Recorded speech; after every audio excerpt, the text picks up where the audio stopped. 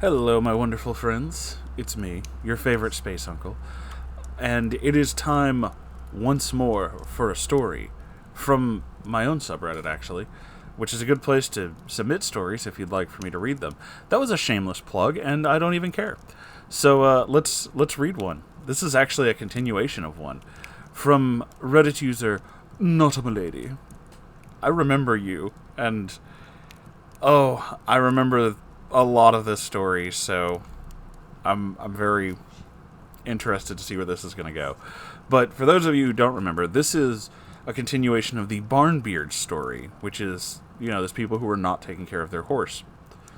I take personal offense to that. You can imagine why. So, this is more BarnBeards and why I have trust issues. That's the name of the story. I'm not explaining why I have trust issues. That's...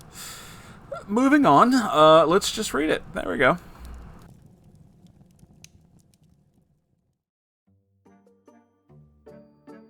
Hello, everyone. Hi. I hope you all enjoyed the last installment of BarnBeards, because, man, I got more. Oh, well, do share. So just a recap for anyone who didn't hear the last story.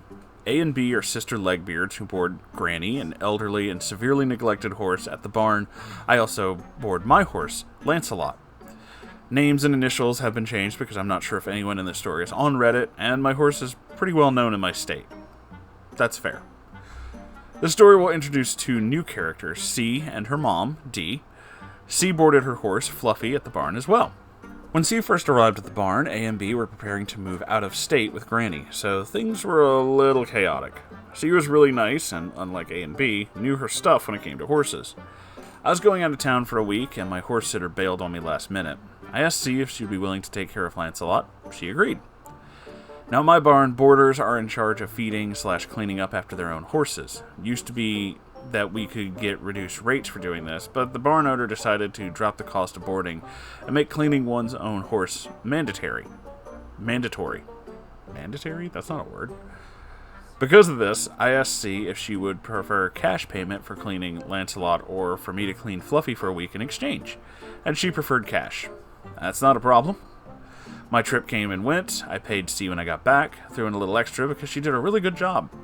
She not only turned Lancelot out and cleaned him, but gave him some of her shavings, brushed, and exercised him while I was gone. He was happy, and I was happy. That sounds really nice. She told me that her week had not been fantastic, however, and it was because of A and B. For some context, Fluffy needed to be turned out on his own while he acclimated to the barn. When C went to turn him out, B would run, get Granny, and then put her in the turnout before C could get there with Fluffy. When C protested, B just told her, "Too bad, I got here first." C didn't want to argue, but that meant that she had to wait at least a couple of hours before she could turn Fluffy out, so it was super inconvenient for her. Yeah, sounds like it. When she was exercising Fluffy in the arena, A and B wanted to cross the arena to dump their wheelbarrows in the muck pile.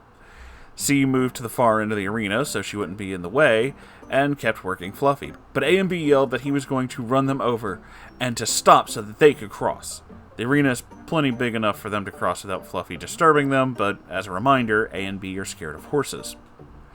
Fluffy is a draft cross, so he's enormous, but he's a big softy and he wouldn't hurt a horsefly. Another time, A asked C to dump her wheelbarrow for her because she had hurt her back or something. C refused, not only because how she had been treated, but also because A's wheelbarrow is not her responsibility, and she had her own to worry about. This set off A, and she and C got into a bad screaming match, drawing the attention of the barn owner. Big rule at our barn is do not start drama, and ordinarily this incident would have gotten A and B kicked out, but since they were on their way out already, the barn owner decided to just keep them as far away from each other as possible. When C told me this, I said I could empathize and told her about the events in part 1. She was horrified about what happened to Granny. Towards the end, however, it did seem like the barn owner got through to A and B. They called the vet to get Granny's abscesses checked, as well as a pre-move exam. Before they left, Granny's wound was scarring over, and she seemed a lot happier and cleaner. It seemed like the move would be a fresh start for A, B, and Granny, and I hope they're doing better. Now here's where things take a turn for myself and C. About a week after A and B moved, C needed to leave for a couple weekends. She asked me to clean Fluffy for those days. I agreed. We had an agreement that she would clean Lancelot for me the next time I needed to leave. Keep in mind, I'd given her cash for the last time, so we're settled up. Second weekend, C was gone. I'm cleaning Fluffy's stall when the barn owner walks in. She asked me what I was doing, and I told her about the agreement with C. She looked confused and said, "You know they're moving on Monday, right?" Well, that was news to me. I asked the barn owner how long she had known this, and she told me at least 2 weeks. C never told the barn owner she wasn't going to be there during this time. The barn owner called D, C's mom, to talk about the situation. Apparently, C had been picking fights with other boarders, acting very entitled in the arena and other facilities, and making D come down and take care of Fluffy for her. Her basically tricking me into cleaning Fluffy for her was the barn owner's last straw, and she told Dee that she had to move Fluffy today instead of Monday. I finished cleaning Fluffy, I wasn't just going to stop halfway through, he didn't do anything, and left to go seethe to Lancelot. While I was with him, I got a text from C. "I thought we were on the same page, but if you don't want to clean Fluffy for me, you should have just said something. I don't know what was said between the barn owner and my mom, but I know we have to leave because of you." So I replied, "Hey, I thought we were on the same page too. I agreed to clean for you on the premise that you were going to clean for me in the future, and now I'm hearing that you're going to leave on Monday this whole time? Did you know about this? How are you planning on paying me back? I'm kind of feeling that I got punked into doing free work for you, and I'm not super happy about this whole deal. I don't know everything that was said either, but don't try to pin you getting kicked out on me. I trusted you to be honest, and you didn't even let the barn owner know that you weren't going to be here. If I'm misunderstanding the situation, let me know, but I'm pretty upset about this." I never heard back from C or D, but the barn owner did say that there was some cash left for me, so at least I got compensated. According to the barn owner, C knew about the move the whole time. I don't like taking second or third hand information at face value, but C never told me otherwise, so I can only assume that she did intend to take advantage of me. While I don't think C was necessarily a legbeard, this experience, plus the situation with A and B, has turned me off helping people out at the barn. I feel like I can't trust people to be fair and honest anymore, and the deals I've made have been so one-sided. Maybe I'm just naive to the world still, but I don't understand why there's such a high concentration of slimy people in the equestrian community. I don't know why it's so hard to just be honest and upfront. If C had told me about the move beforehand, even if she couldn't pay, I still would have been willing to do her a favor. I don't know, maybe I'm expecting too much from people, but I feel like it's not that hard to not take advantage of others. Thanks for reading my story. I hope none of you ever get yourselves in situations like this. Lance sends you all big horsey kisses.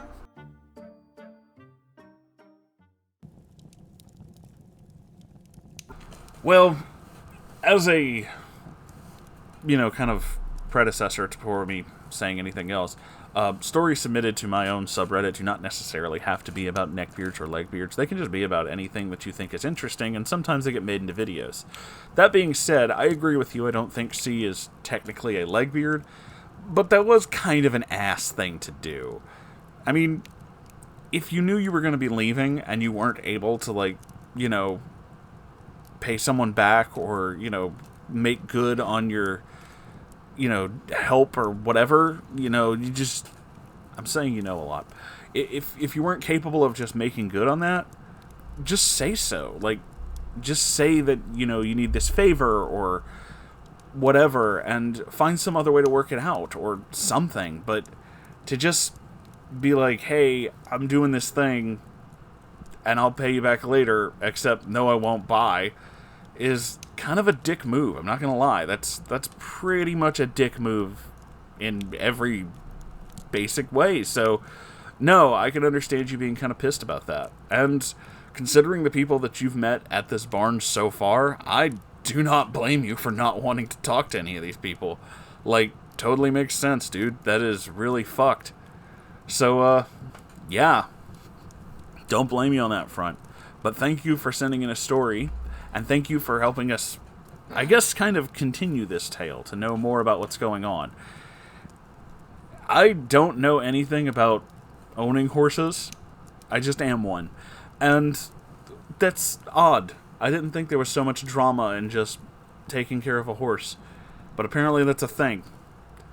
Interesting to know. Very strange.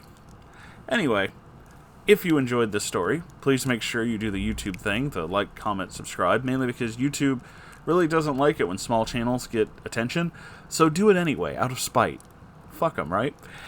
And if you would like to help keep the lights on in this place so we can keep doing this, I have a merch store where you can buy almost anything, actually, except for hats. What's up with that, Threadless? Weird. And I have a Ko-Fi, which is like a merch store, except you're just donating and there's not, like, shirts and stuff involved. But your stuff will get read on my streams. Speaking of that, live streams. I do those, usually on the weekends. I'm doing one right now. And you can be a part of them on my Twitch channel. Those links and everything are in the description of this and every video, so you should check those out. There's a lot of fun stuff in there. I don't know what else. I actually forgot. Did I mention I'm not a very good YouTuber? Because that's a thing. Anyway, thank you all for being here. I love you all so very much, and I'll see you in the next video. Okay, goodbye, everybody.